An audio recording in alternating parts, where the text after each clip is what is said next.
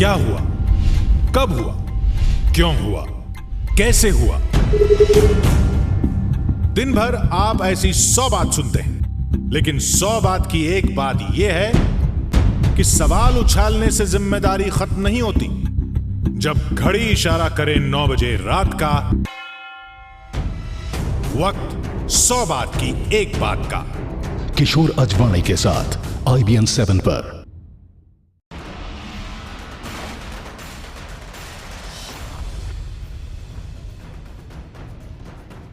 नमस्कार, मैं हूं अमीश देवगन और आज का दिन बेहद खास है क्योंकि पाकिस्तान की, भारत के दुश्मन नंबर 1 पाकिस्तान की उल्टी गिनती शुरू हो चुकी है। बस कुछ ही देर में दुनिया के सबसे बड़े मंच से भारत की विदेश मंत्री सुषमा स्वराज पाकिस्तान और नवाज शरीफ को बेनकाब करने वाली हैं। यह नवाज की वो इंटरनेशनल बेइज्जती है जिस पर दुनिया भर की नजरें इस समय टिकी हुई हैं, जिस देश को हर तरफ से कूटनीति के बड़े तमाचे पड़ रहे हैं। आज वो पूरी तरह बेनकाब हो जाएगा क्योंकि जिस मंच से 5 दिन पहले नवाज शरीफ ने झूठ की झड़ी लगा दी थी, उसी मंच से आज सुषमा स्वराज नवाज का झूठ चुन चुन कर बेनकाब करने वाली हैं। प्रधानमंत्री नरेंद्र मोदी ने तो पहले ही पाकिस्तान को फटकार लगाकर बड़ा एजेंडा सेट कर दिया है और पाकिस्तान का पानी रोकने की भी चर्चा शुरू हो चुकी है। पीएम बोले, खून और पानी एक साथ नहीं चल सकता। इससे अंदाजा लगाया जा सकता है कि आज सुषमा का प्रहार कितना जोरदार होगा, कितना बड़ा होगा और अचूक होगा। और आर पार में आज का पैनल जोरदार होगा, जबरदस्त होगा और सबसे पहले कान खोलकर पाकिस्तान को सुनाने वाला होगा।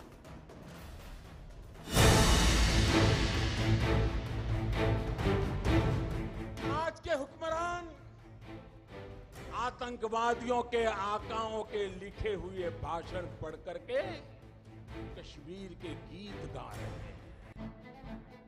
पीएम मोदी तो पाकिस्तान को फटकार लगा ही चुके हैं और अब बारी है सुषमा स्वराज की, क्योंकि 193 देशों के बीच होने वाली है पाकिस्तान की सबसे बड़ी फजीहत। IBN 7 को मिली एक्सक्लूसिव जानकारी के मुताबिक सुषमा UN में पाकिस्तान की बड़ी बेइज्जती करने वाली है। सबसे पहले वो आतंकवाद पर पाकिस्तान को बेनकाब करेंगे। आतंकी बुरहान को अपना हीरो बताने वाले नवाज शरीफ को करारा जवाब देंगी। इसके बाद कश्मीर में पाकिस्तान की साजिश का पर्दाफाश करेंगी। साथ ही बलूचिस्तान और POK में पाक के अत्याचार का मुद्दा उठाते हुए उसे दुनिया भर में अलग थलग करने की मांग उठाएंगी। इसके साथ ही सुषमा उरी हमले पर भी पाकिस्तान को घेरेंगी। UN के जिस मंच से खड़े होकर नवाज शरीफ ने एक के बाद एक झूठ की झड़ी लगा दी थी, उसी मंच से बस चंद पलों में सुषमा पाकिस्तान को बेनकाब करने वाली है और पाकिस्तान की इसी इंटरनेशनल फजीहत पर आज होगा आर पार। कान खोलकर सुन लो पाकिस्तान, क्योंकि आज बेहद सख्त अंदाज में पाकिस्तान पर वार करेंगी हमारी विदेश मंत्री सुषमा स्वराज।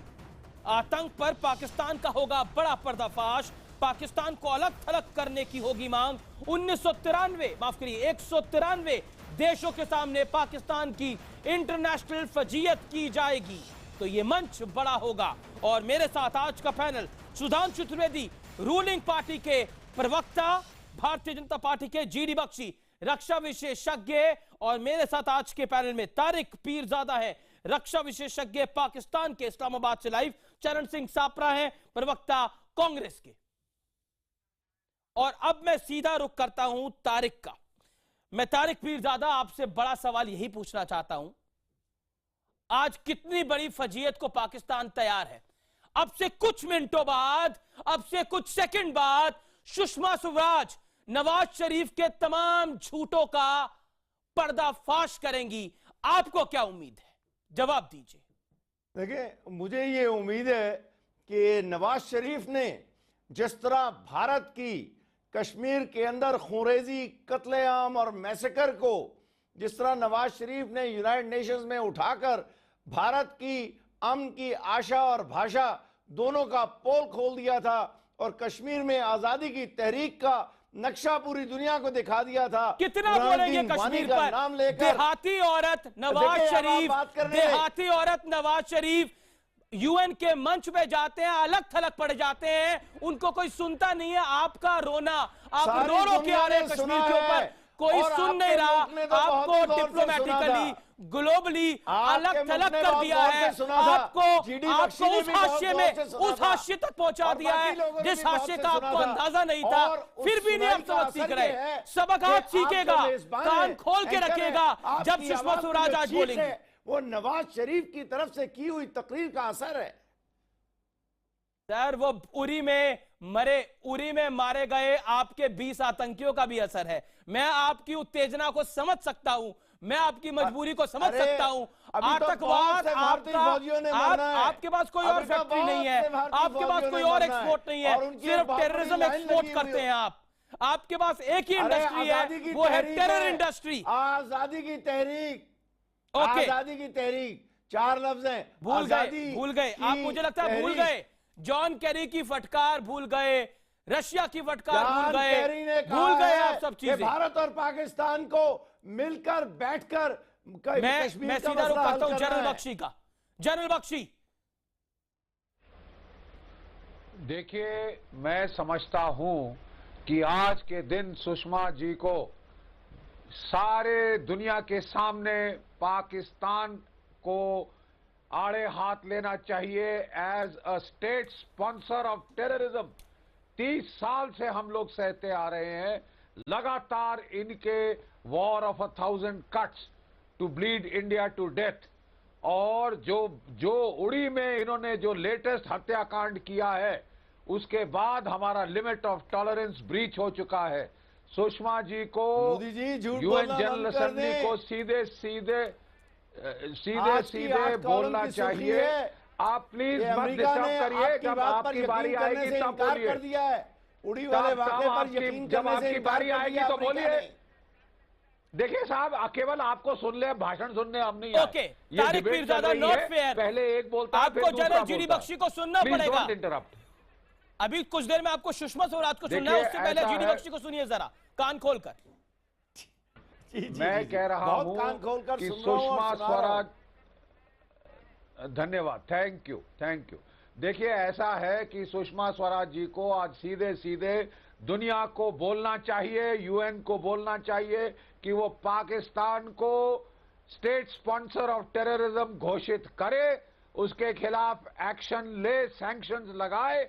नहीं तो भारतवर्ष को मिलिट्री एक्शन लेना होगा और उसके अलावा जो भी एक्शन पर्याप्त है, उपयुक्त है, वो लेना होगा। 71 की तरह जवाब देंगे। तारिक देखेंगे क्या जवाब देंगे आप।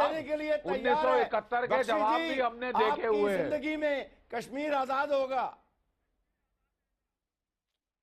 देखिए साहब, 10,000 साल तक कश्मीर पे हिंदुस्तान का परचम रहेगा। और अगर आपकी यही हरकतें रही तो आप बलूचिस्तान से गिलगित बाल्टिस्तान से हाथ धो बैठे। देखिए, शोरगुल में मचाना नहीं चाहता, आवाज मेरी आपसे बहुत तेज है, बहुत बुलंद है। आंसू गिरने वाले तारिक पीरजादा, शहीदों का खून जो है वो बोल रहा है। General Bakshi, hold on, I want to reply. General Bakshi, hold on, I want to reply. एक मोदी दहशतगर्द को आपने वजीर आजम बनाया। Hold on Tariq Pirzada, you are crossing your limit. मैंने आपको अपने पैनल पे गेस्ट बुलाया है, अगर आप अपनी लिमिट क्रॉस करेंगे तो मैं इंतहा क्रॉस कर दूंगा। लोगों ने बिकॉज आज भारत के अंदर जो मूड है वो लगता है आप समझ नहीं पा रहे हैं, यहां समझना चाहते नहीं है। आपने यही गलती 65 में करी थी, यही गलती 71 में करी थी, और यही वो गलती आपने करगिल में करी थी। क्या हुआ अंजाम आप जानते हैं? अंजाम क्या हुआ आप जानते हैं?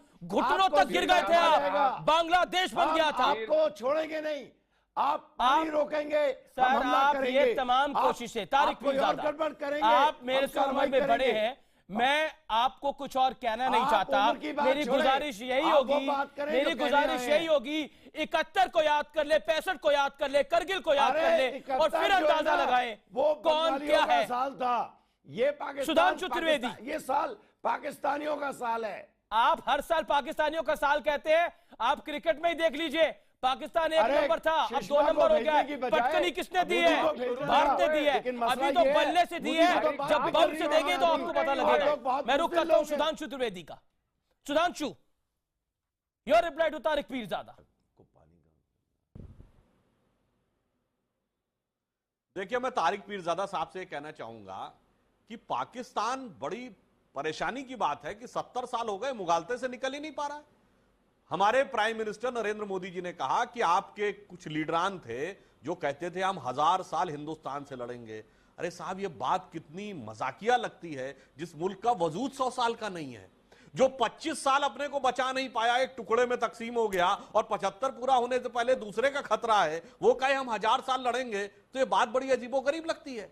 अच्छा, पाकिस्तान के साथ एक और बात है तारिक पीरजादा साहब, उड़ी अटैक के ऊपर आप कोई एक्सप्लेनेशन दें। चलिए, आप अपना एक्सप्लेनेशन रखिए, हम अपना एक्सप्लेनेशन रखते हैं। उससे पहले पठानकोट के ऊपर आप अपना कोई एक्सप्लेनेशन रखिए। आप में जुर्रत है? देखिए, मेरी बात एक अलर्ट मैं अपने व्यूअर्स को देना चाहता हूं। मैं अपने दर्शकों को एक अलर्ट देना चाहता हूं। एक्शन तो सुनिए ना। अरे भाई, वो भाषण जिसका अभी जरूरत है एक्शन की बात को अलग है। पीरजादा साहब, अभी मेरी बात सुनिए। आप मुझे अपनी बात कहने का मौका दीजिए ना। सीधी तस्वीरें यूएनजीए से, सीधी तस्वीरें यूएनजीए से। कुछ देर में भारतीय विदेश मंत्री सुषमा स्वराज हुंकार भरेगी यूएनजीए के मंच से और आईना दिखाएंगी पाकिस्तान को। और सुषमा स्वराज इस समय मंच पर पहुंच रही है। यह वो दृश्य है जिसका समूचा भारत इंतजार कर रहा था और आज पाकिस्तान को जवाब देंगी यूएनजीए के इसी मंच से सुषमा स्वराज।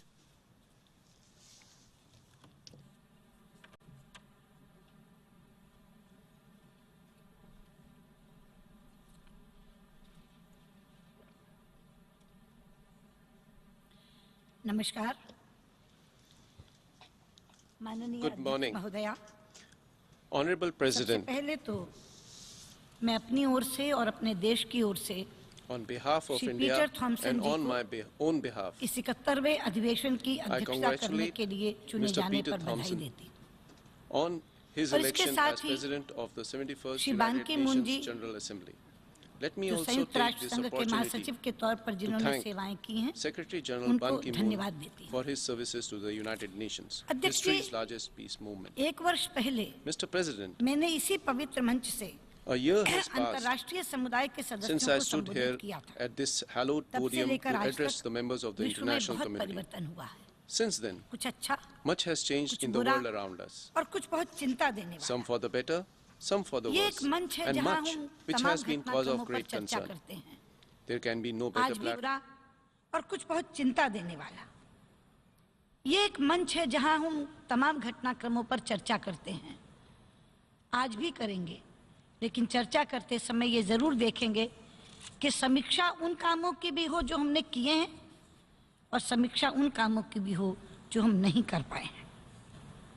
अध्यक्ष जी, इस गरिमामय महासभा में अनेक मुद्दों पर चर्चा हुई है, जैसे AMR के लिए नए टीकों को साझा करना, सस्ती दवाइयों की उपलब्धता को सुनिश्चित करना, प्राकृतिक आपदाओं के जोखिम को कम करने के लिए सैन्य ढांचे को लागू करना, मानव संसाधनों को मुक्त और सुरक्षित आवागमन सुनिश्चित करना और UN पीस कीपिंग फोर्स में सैनिक भेजने वाले देशों के साथ विचार विमर्श करना। समय के अभाव के कारण मैं इन मुद्दों को नहीं दोहराना चाहूंगी, लेकिन कुछ ऐसे मुद्दों का उल्लेख जरूर करना चाहूंगी जो अंतर्राष्ट्रीय समुदाय के लिए अत्यंत महत्वपूर्ण है।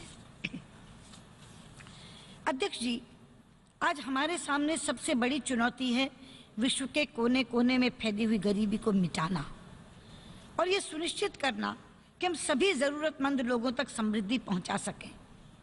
हमें यह भी सुनिश्चित करना है कि स्त्रियों और पुरुषों के बीच लैंगिक समानता हो और महिलाओं को सुरक्षा मिले। हम विश्व शांति के लिए कार्य करना है, क्योंकि शांति के बिना समृद्धि नहीं आ सकती। श्री पीटर थॉमसन इसलिए अभिनंदन के पात्र हैं क्योंकि उन्होंने इन्हीं चुनौतियों के महत्व को समझते हुए इस महासभा के लिए सस्टेनेबल डेवलपमेंट गोल्स यानी टिकाऊ विकास के लक्ष्य को सबसे उच्च प्राथमिकता दी है। 17 लक्ष्य हैं 2030 तक का एजेंडा, लेकिन मुझे आपको कहते हुए खुशी है कि मात्र 2 साल में ही इन 17 में से अधिकतर लक्ष्यों को भारत सरकार ने अपने राष्ट्रीय कार्यक्रमों में शामिल कर लिया है। सैनिटेशन यानी स्वच्छता, उसके अंतर्गत हमने स्वच्छ भारत अभियान छेड़ा है, जिसके अंतर्गत 2 लाख विद्यालयों में 4 लाख शौचालय बनकर तैयार हो गए हैं और काम कर रहे हैं। इसी तरह जेंडर इक्वालिटी, उसके नीचे बेटी बचाओ बेटी पढ़ाओ एक देशव्यापी अभियान बन गया है और महिलाओं ने इसका बीड़ा अपने सर पर उठाया है। हमारे यहाँ लाखों लाख जनप्रतिनिधि महिलाएं चुनकर आई हुई हैं, वो स्वयं इस अभियान को आगे बढ़ा रही हैं। मेक इन इंडिया, जिसका आह्वान प्रधानमंत्री जी ने किया है, उसके कारण विदेशी पूंजी निवेश भी आ रहा है और हमारे अपने बच्चों को रोजगार भी मिल रहा है। एक और बड़ी योजना गरीबों के लिए, जनधन योजना, ये विश्व की सबसे बड़ी वित्तीय समावेशी योजना है। इसके अंतर्गत 25 करोड़ से ज्यादा गरीब लोगों के बैंक खाते खोले गए हैं। डिजिटल इंडिया बहुत तेजी से अपने पैर पसार रहा है। भारतीय युवाओं को कौशल युक्त बनाने के लिए अनेकानेक प्रशिक्षण कार्यक्रम चल रहे हैं, जिनसे हमारे युवा अपनी क्षमताओं का समुचित विकास कर सकेंगे। इस तरह की पहलों से भारत की विकास यात्रा में नए आयाम जुड़े हैं और आज आर्थिक मंदी के दौर में भी भारत विश्व की बड़ी अर्थव्यवस्थाओं में सबसे तेजी से विकास करने वाली अर्थव्यवस्था बन गया है। अध्यक्ष जी, हम सब जानते हैं कि मानवता का 1/6 हिस्सा भारत में रहता है। इसलिए यदि भारत में सस्टेनेबल डेवलपमेंट गोल्स, ये टिकाऊ विकास लक्ष्य सफल होंगे, तभी विश्व में सफल हो सकेंगे। हम एजेंडा 2030 को पूरे मनोयोग से लागू करने के लिए प्रतिबद्ध हैं।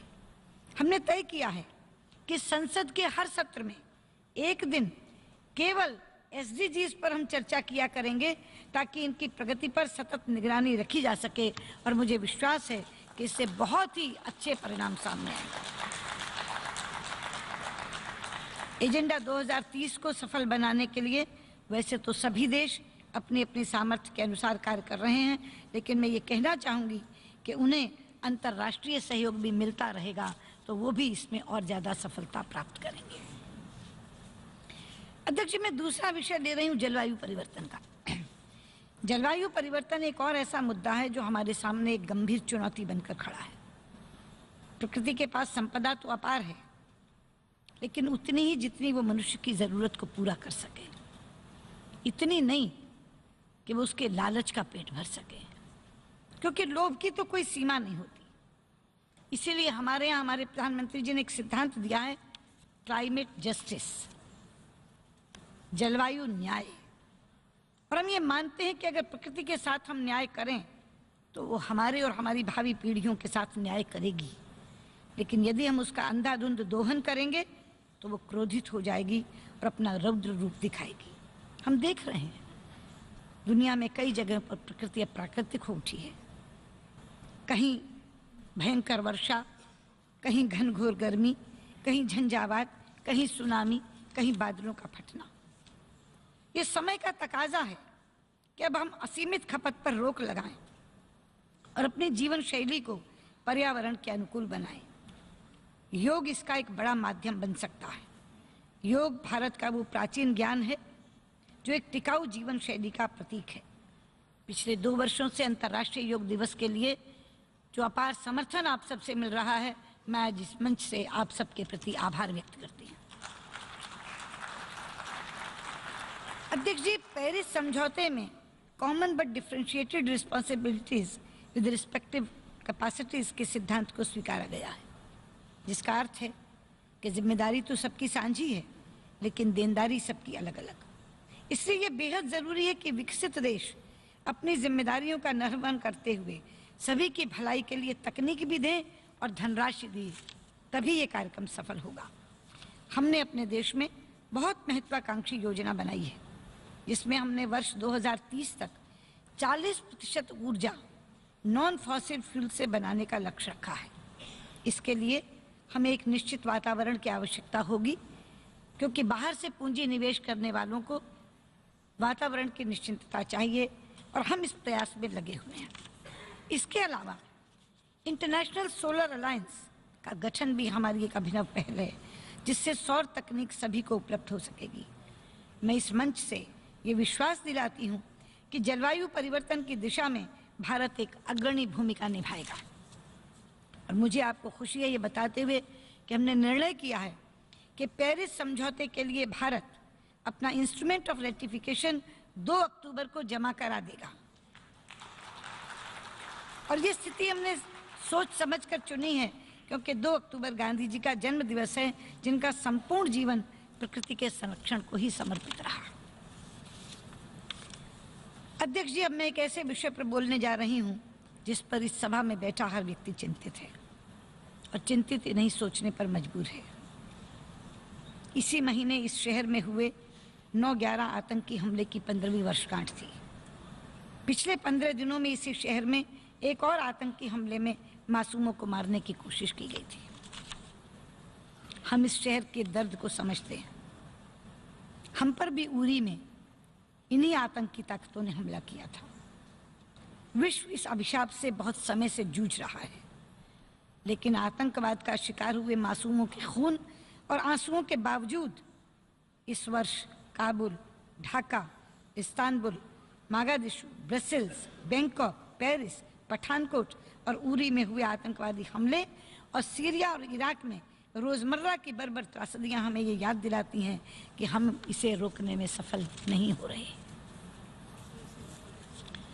अध्यक्ष जी, यहाँ बैठे सब लोगों को पहले तो एक बार ये स्वीकारना होगा, यदि हम आतंकवाद से लड़ना चाहते हैं तो, कि आतंकवाद मानवाधिकारों का सबसे बड़ा उल्लंघन है। सबसे पहले हम इसे स्वीकारें, आतंकवाद मानवाधिकारों का सबसे बड़ा उल्लंघन है, क्योंकि वो निर्दोष लोगों को निशाना बनाता है, बेगुनाहों को मारता है। वो किसी व्यक्ति या देश का नहीं बल्कि मानवता का अपराधी है। और उसके बाद देखना होगा कि इन आतंकवादियों को पनाह देने वाले कौन कौन हैं। आतंकवादियों का न तो कोई अपना बैंक है, न हथियारों की फैक्ट्रियां, तो कहां से उन्हें धन मिलता है? कौन इन्हें हथियार देता है? कौन इन्हें सहारा देता है? कौन इन्हें संरक्षण देता है?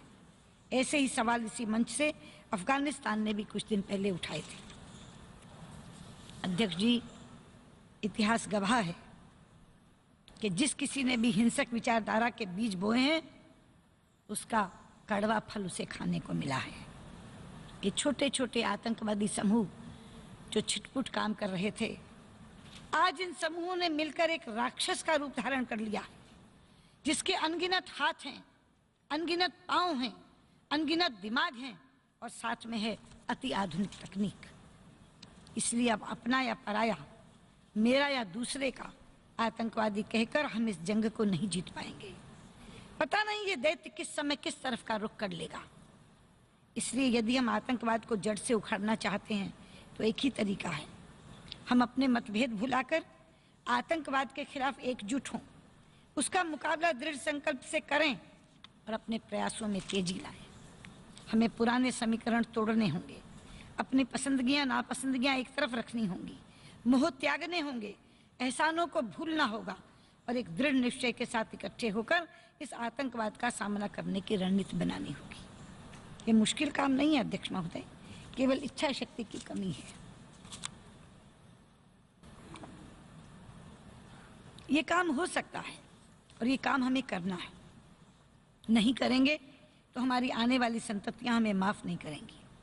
हाँ, यदि कोई देश इस तरह की रणनीति में शामिल नहीं होना चाहता तो फिर हम उसे अलग थलग कर दें।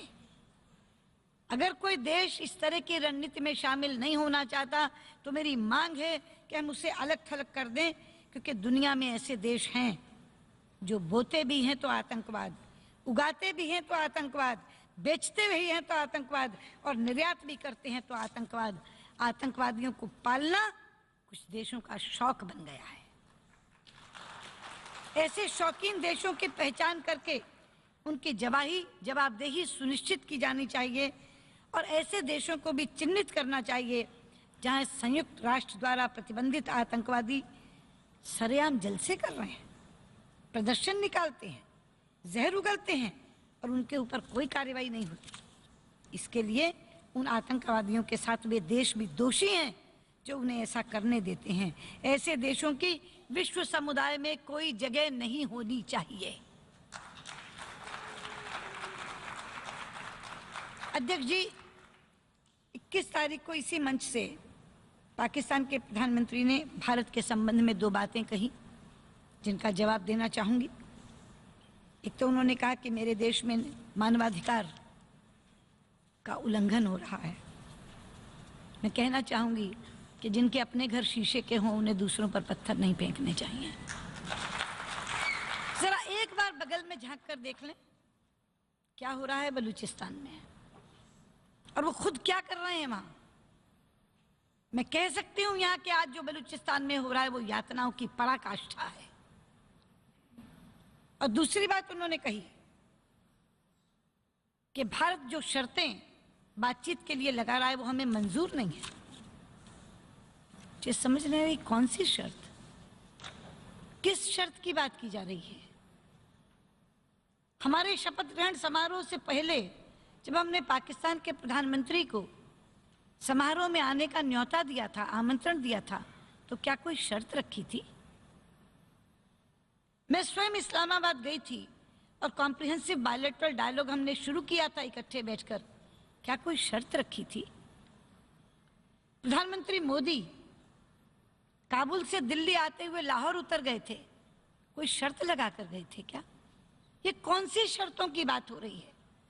सच्चाई तो यह है अध्यक्ष जी कि शर्तों के आधार पर नहीं, मित्रता के आधार पर हमने पाकिस्तान के साथ सारे के सारे विवाद सुलझाने की पहल की थी, और मित्रता भी सहजता की तरफ जा रही थी। कभी ईद की शुभकामनाएं, कभी क्रिकेट की शुभकामनाएं, कभी स्वास्थ्य के हाल का कुशलक्षेम। हमने 2 बरस में मित्रता का वो पैमाना खड़ा किया जो उससे पहले कभी नहीं था। लेकिन हमें मिला क्या बदले में? पठानकोट, उरी, बहादुर अली। मैं पूछना चाहती हूं, हम शर्तें लगा रहे हैं या आप दूसरी नीयत दिखा रहे हैं?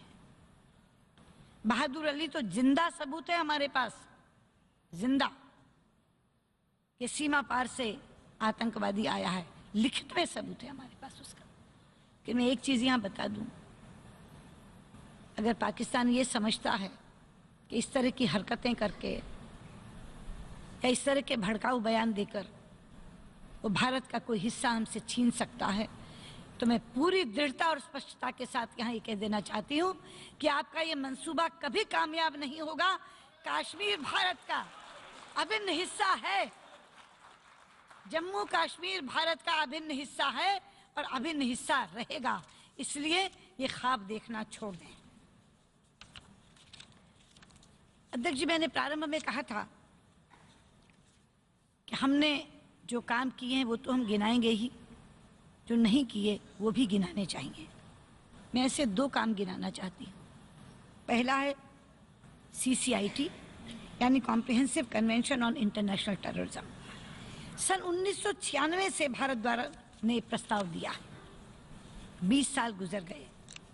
आज 2016 में भी हम CCIT निष्कर्ष तक नहीं पहुंचा सके। इसी कारण हम कोई ऐसा अंतर्राष्ट्रीय मानक नहीं बना सके हैं जिसके अंतर्गत आतंकवादियों को सजा दी सके या उनका प्रत्यार्पण हो सके। इसीलिए आप सबसे मेरा अनुरोध है कि ये सभा पूरे दृढ़ निश्चय के साथ जल्द CCIT को पारित करें। दूसरी बात, जैसे आतंकवाद से लड़ने के लिए हमें एक समकालीन नीति चाहिए, उसी प्रकार हमें एक ऐसी संयुक्त राष्ट्र सुरक्षा परिषद भी चाहिए जो आज के वैश्विक परिदृश्य के अनुकूल हो। अधिकांश देशों का मानना है कि संयुक्त राष्ट्र 1945 की वैश्विक परिस्थिति के अनुरूप सिर्फ कुछ ही देशों के हितों की रक्षा ना करे, चाहे वो किसी संस्था की बात हो या मुद्दों की। हमें आज की वास्तविकता और चुनौतियों के अनुसार काम करना होगा। आज सुरक्षा परिषद की स्थायी और अस्थायी दोनों सीटों में विस्तार की आवश्यकता है, जिससे सुरक्षा परिषद समकालीन बन सके। मेरा अनुरोध है कि इस आम सभा की इच्छा अनुसार IGN प्रक्रिया जो टेक्स्ट बेस्ड निगोशिएशन शुरू हुई है उसको हम जल्दी प्रारंभ करें। यदि ये दोनों चिर अप्रत्याशित कार्य आपके इस कार्यकाल में हो जाते हैं तो मैं कह सकती हूँ कि संयुक्त राष्ट्र सभा का ये 71वां अधिवेशन बहुत ही सार्थक साबित होगा। अध्यक्ष जी, 21वीं सदी पर शुरुआत से ही अशांति और हिंसा का साया रहा है, परंतु मिलजुल कर प्रयास करने से हम इसे मानव सभ्यता के इतिहास में एक स्वर्णिम युग में बदल सकते हैं। लेकिन भविष्य में क्या होगा ये इस बात पर निर्भर करता है कि हम आज क्या करते हैं। बहुत बहुत धन्यवाद।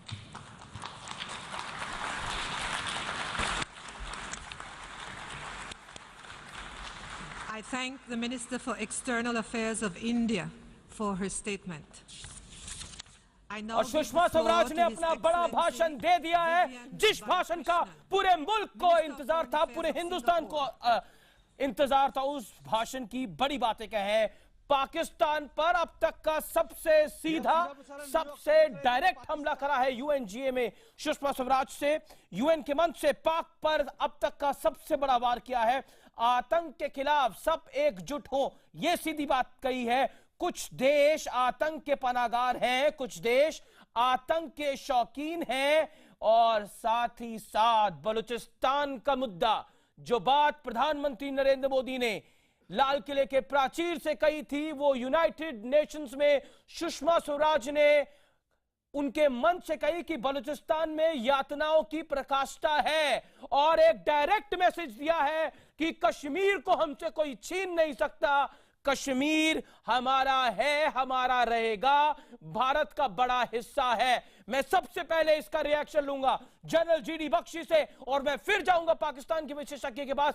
जनरल जीडी बख्शी, क्या आप मानते हैं ये अब तक का सबसे डायरेक्ट अटैक है पाकिस्तान के ऊपर, जिसमें साफ तौर पे कहा गया कि पाकिस्तान की नीयत में खोट है? हमने दोस्ती का हाथ आगे बढ़ाया था, कोई शर्त भी नहीं थी, लेकिन पाकिस्तान दोस्ती को समझता नहीं है। देखिए, सुषमा जी ने बहुत ही सभ्य, बहुत ही भद्र भाषा में, बहुत ही सुलझी हुई भाषा में वो सब कह दिया है जो पाकिस्तान को सुनाया जाना चाहिए। आज के दिन उन्होंने बता दिया है कि अगर दुनिया भर में हमने अभी तक जो आतंकवाद के मॉन्स्टर के खिलाफ कुछ नहीं किया, और अगर आप ध्यान से देखें जो न्यूयॉर्क में, उसी शहर में जहां ये भाषण दिया गया है, देखिए पीरजादा साहब, आपको एक डॉक्टर को देखने की जरूरत है। जब भी कोई सीरियस बात होती है आप ऐसे हंसना शुरू होते हैं। You please need to see a doctor. I am seriously concern. हम आपका शुक्रिया अदा करते हैं कि आप इन्हें डॉक्टर नहीं, कश्मीर का टेररिज्म की डॉक्टर आती है, और कश्मीर आखिर पाकिस्तानी का होगा। आप अपना ब्लड प्रेशर देखिए, प्लीज नब्ज पकड़िए जरा। वहाँ तो कोई अपनी नब्ज पे उंगली रखिए, आपका ब्लड प्रेशर बढ़ रहा है साहब, आपके माथे की नस ना बढ़ जाए। सुनने वाला कोई नहीं था। नहीं, आपके माथे की, आपकी वज़ीर खारजा पागल की तरह हंसते हैं साहब, सीरियस बात हो रही है। आपको तो कोई पीरजादा पागल की तरह हंस रहे हैं। तारिक पीरजादा, अपनी वाणी को विराम दीजिए, अपनी वाणी को विराम दीजिए, और साथ ही आतंकवाद को भी विराम दीजिए। होने वाला है वो तो सुनिए। एक आदमी जिसका मानसिक संतुलन ठीक नहीं है, मैं एक बंदा जिसका मानसिक संतुलन ठीक नहीं है, अरे ये देखो जब चाहे हंसना शुरू होते हैं। Easy normal. पूरा पाकिस्तान बौखला रहा है। ये आप दर्शा रहे हैं टीवी चैनल पर आकर के, भेजा था। बौखलाइए मत, सुनिए ध्यान से। Why don't you see a doctor? अरे बात सुनिए, आप एक डॉक्टर के Tariq Pirzada, not fair. Okay, audio feed out. Tariq Pirzada, आपको ऑडियो फीड आउट मुझे करना पड़ेगा 40 सेकंड के लिए, अगर आप बात नहीं सुनेंगे। तारिक पीरजादा, आपको ऑडियो फेड आउट करूंगा, क्योंकि इस समय हम चाहते नहीं कि तू मैं ये डिस्कशन चली जाए। पॉइंट वाइज मैं आपका आंसर चाहूंगा। Tariq Pirzada, we will do a 1-to-1 interview. I promise you tonight, you face me tonight. Tariq Pirzada, you face me tonight. अगर आप सब पे डिबेट चाहते हैं, सब पे डिस्कशन चाहते हैं, तो मैं आपसे करने के लिए तैयार हूं Tariq Pirzada. I challenge you, हम पॉइंट वाइज डिबेट करेंगे, डिस्कशन करेंगे। आतंकवाद। देखिए तारिक पीरजादा, मैं आपको गुजारिश कर चुका हूं, मैं आपको अनुरोध कर चुका हूं। अब मैं ऑडियो फेड आउट करूंगा। Audio fade out Tariq Pirzada, audio fade out Tariq Pirzada का। ओके, मैं सीधा रुख करता हूं सुधांशु त्रिवेदी का। Sudhanshu Trivedi, a fitted reply from Sushma Swaraj, एक जोरदार रिप्लाई दिया गया है और हम मान सकते हैं कि दोस्ती के बदले उरी मिला, कभी पठानकोट मिला, कभी गुरदासपुर मिला, लेकिन अब जब तल्खी इतनी आगे बढ़ गई है कि यूनाइटेड नेशंस में बलूचिस्तान का मुद्दा उठा दिया गया है और दो टूक कह दिया गया है कश्मीर हमसे कोई छीन नहीं सकता, रिश्ते किस तरफ जा रहे हैं ये हम समझ सकते हैं। Sudhanshu Trivedi, over to you.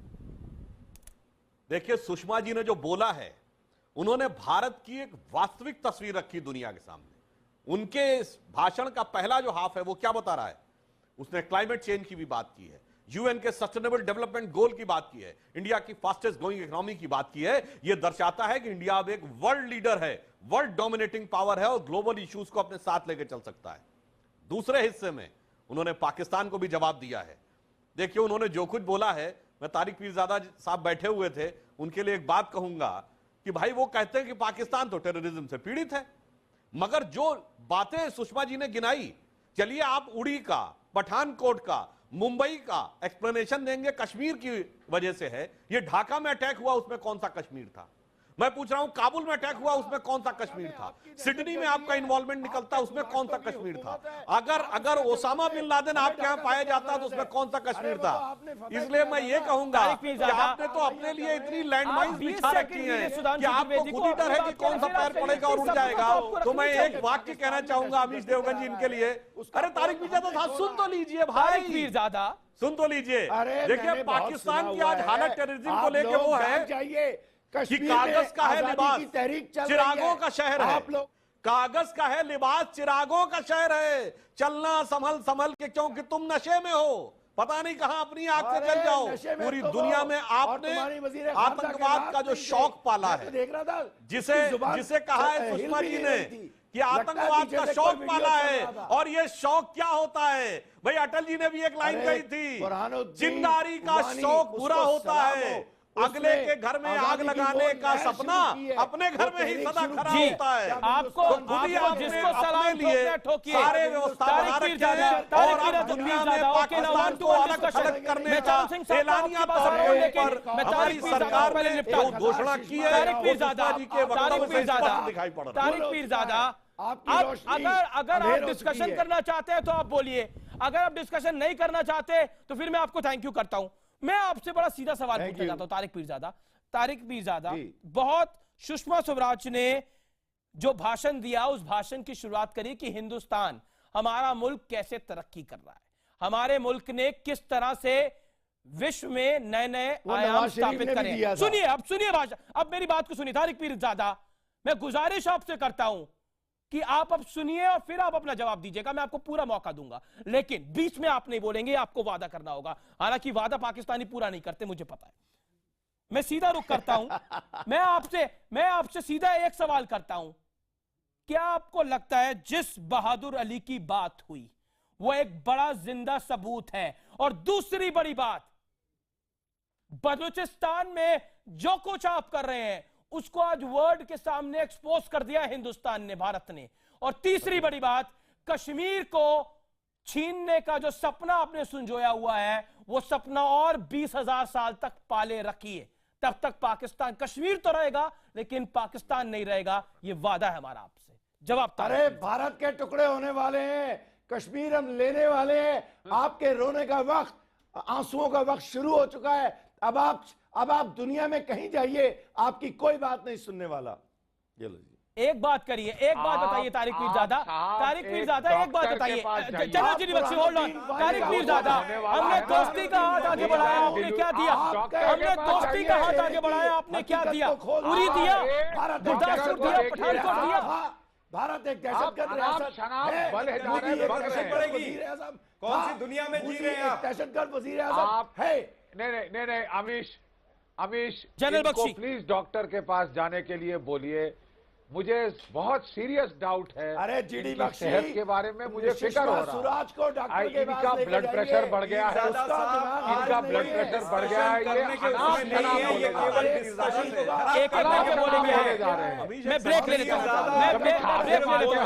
मैं ब्रेक ले लेता हूं और ब्रेक लेना इस समय छोटा सा ब्रेक ले रहा हूं, मैं तुरंत वापस आ रहा हूं, लेकिन पाकिस्तान पर गर्जी है सुषमा स्वराज। दो टूक शब्दों में बोला है पाकिस्तान को कि कश्मीर को छीनने का सपना मत पालिए।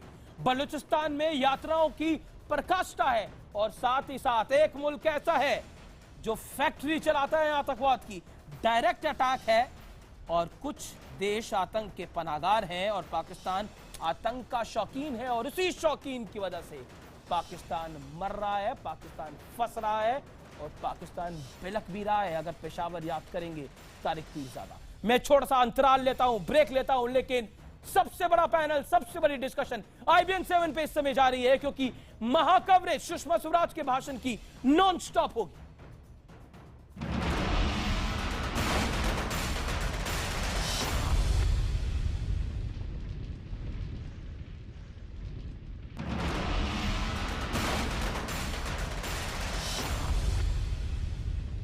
आप देख रहे हैं आर पार में सुषमा स्वराज के भाषण का जोरदार विश्लेषण, और पाकिस्तान के गेस्ट भाग गए हैं हमारा पैनल छोड़ के, वो सामना नहीं कर पाए। सुधांशु त्रिवेदी, GD बख्शी और चरण सिंह सापड़ा का। अब मैं सापड़ा साहब का रुख करता हूं जो इस डिबेट में अभी तक ज्यादा नहीं आ पाए हैं। सापड़ा साहब, मैं बहुत संक्षेप में आपसे जानना चाहूंगा, क्या आपको लगता है सुषमा स्वराज ने आज जो कुछ बोला वो इस देश की आवाज थी?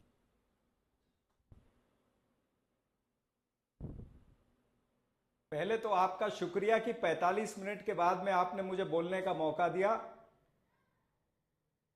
सुषमा स्वराज जी ने एक बहुत ही आक्रामक भाषण किया और मेरे ख्याल से उन्होंने सब उचित बातें करी है।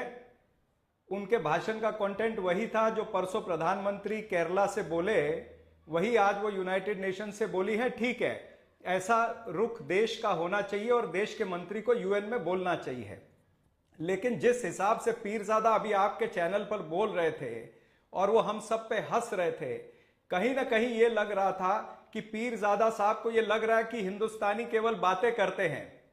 तो समय आया है कि हमको एक्शन लेना पड़ेगा। अगर हम यूनाइटेड नेशन में कहते हैं कि पाकिस्तान को टेररिस्ट स्टेट डिक्लेयर करना चाहिए, तो पहले हम उसको हिंदुस्तान में कर लें। हमको मोस्ट फेवर्ड नेशन का उनका जो खिताब है वो निकाल देना चाहिए। हमको इकोनॉमिक ब्लॉकेड तुरंत लगा देना चाहिए जी। हमको जो रेल और बस सेवा है बड़ी बड़ी बातें ना हो, एक्शन हो चाहिए। पाकिस्तान से सारे कनेक्शन बंद कर देने चाहिए।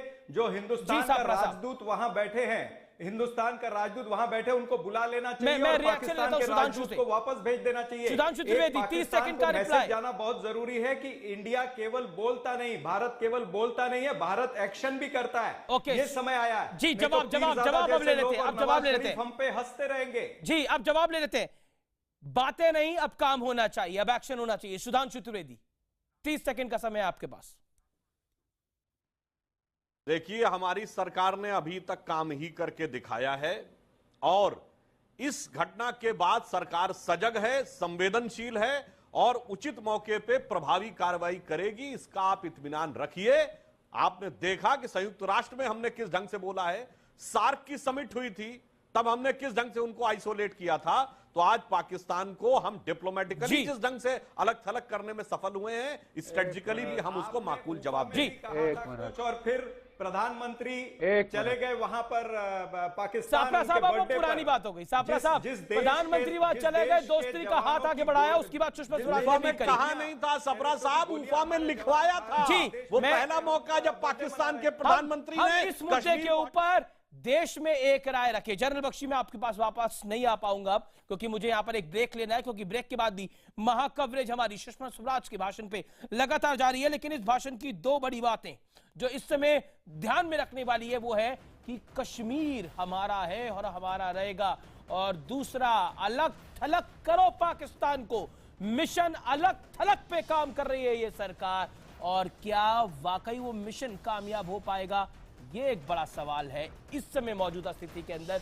लेकिन ऐसा लगता है कि भारत पाकिस्तान को अलग थलग करने में अभी तक कामयाब चल रहा है। मैं ब्रेक लेता हूं, लेकिन ब्रेक के बाद सुमित अवस्थी आगे बढ़ाएंगे भाषण के विश्लेषण का दौर, क्योंकि महाकवरेज बड़ा पैनल IBN 7 पर लगातार जारी।